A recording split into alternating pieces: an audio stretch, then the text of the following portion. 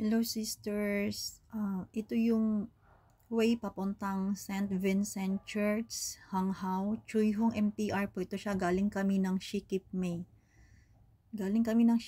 So dito kami sa Chuyhong Exit C. Tatlong exit yan dyan.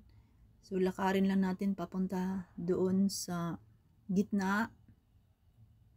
Pagdating natin dyan sa gitna, makikita natin dyan yung merong exit C1, C2, and C3.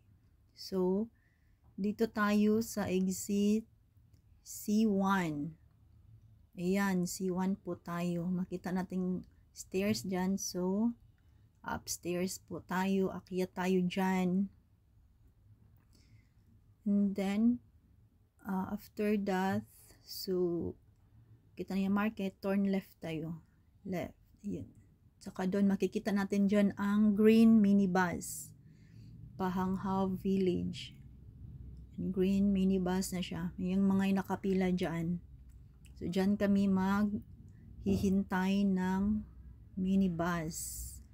Madali lang naman makasakay dyan. At saka yung basta puno na yung minibus, madali lang yung biyahe. Nakapila na kami. Makikita nyo dyan. Yung 11, Hanghao Village yung sakyan nyo. Yan 11 yung 11 kasi meron siyang 11S ang 11B na iba-iba yan sila. Yung 11 lang talaga siya. Yan 11 Hanghao Village. Yan. Tapos pag after ng mga biyahe natin, so dito na tayo, kung makikita na ninyo dyan. Pag nakarating na kayo dyan, may rotunda. Iyan.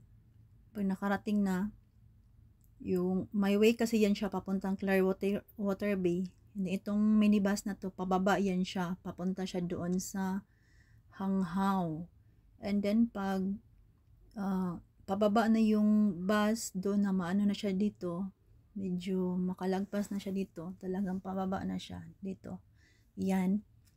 Pagpapababa na siya dyan, sabihin lang natin na Yaulok, Mingoy, Umkoy, yun kasi yun, lagi kasi itong hinintuan namin, Mingoy daw yan dyan. Pero ang St. Vincent Church, nandun sa nandun, kailangan pa naming tumawid.